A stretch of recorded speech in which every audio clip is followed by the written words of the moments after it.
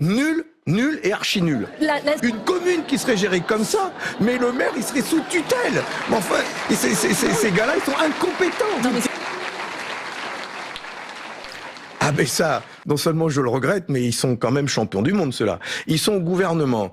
Bruno Le Maire et Emmanuel Macron, ils sont en responsabilité ensemble depuis 7 ans. Depuis 7 ans, ils sont responsables d'un déficit aggravé énorme, un des plus importants que nous ayons connu ces dernières années, et d'une dette qui est augmentée de 900 milliards d'euros. D'abord, ils sont responsables d'une très mauvaise gestion des finances publiques.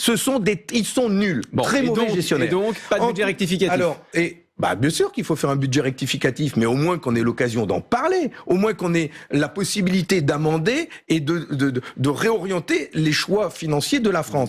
Ils ont aggravé le déficit public. Et enfin, j'ai entendu le président de la République qui dit on n'a pas un problème de dépenses, on a un problème de recettes. Ça, vous êtes d'accord avec lui? Ah, voilà, ça fait du bien à entendre, parce que j'entends tous les jours, on a un problème de déficit, donc il faut réduire les dépenses. Oui, mais alors, vous connaissez la logique, on gagne moins, donc du coup, on arrête de dépenser. Mais oui, mais bien sûr, non. Le problème, c'est qu'on a tellement réduit, ils ont tellement réduit les recettes de l'État, suppression de l'ISF, baisse des prélèvements sur les dividendes, baisse de l'impôt sur les grandes multinationales, etc., etc. Ils ont tellement réduit les recettes de l'État qu'il n'y a plus de sous dans les caisses. Et ensuite, ils dépensent tellement mal, parce qu'effectivement, quand ils dépensent 150 milliards d'euros d'aide aux entreprises, sans rien demander aux entreprises en contrepartie, en filant des aides, des milliards d'euros à des boîtes qui versent des dividendes à leurs actionnaires. Alors, du coup, ils sont nuls et archi nuls. La solution maintenant. Une entreprise qui serait gérée comme ça, le conseil d'administration, il est fou dehors.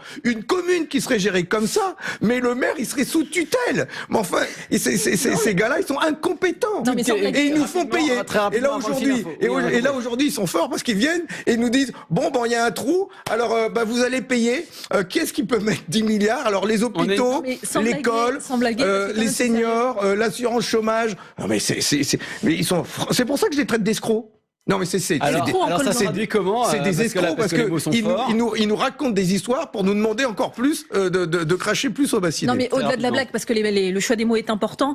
Quand vous entendez par exemple Gabriel Attal dire il faut quand même réfléchir à imposer davantage les rentes. Il pense au super profit, par exemple. C'est le débat en ce moment dans la majorité des grandes entreprises. Ça, vous dites, ça va dans le bon sens? Ah oui, mais quand je vois qu'ils ont du mal à verbaliser, non mais même super profit, des fois ils bafouillent quand ils le disent, parce que Bruno Le Maire dit que ça n'existait pas, d'autres disent oui, il faudrait le faire, mais un petit peu quand même, pas de trop. Mais enfin, les mecs, ils ont jamais gagné autant d'argent. J'ai calculé les dividendes qui ont été versés aux actionnaires depuis 2018.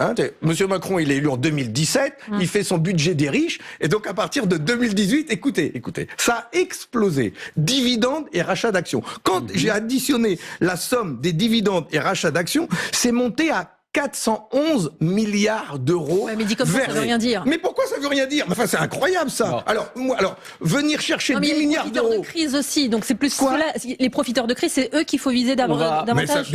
Mais bien sûr, quand je vous dis qu'ils se sont empochés 411 milliards d'euros de dividendes et de rachats d'actions, ça veut dire que c'est de l'argent, 1, qui a été moins prélevé, 2, qui n'est pas reparti dans l'entreprise, 3, qui n'a pas servi à investir et relocaliser, qui n'a pas servi à augmenter les salaires.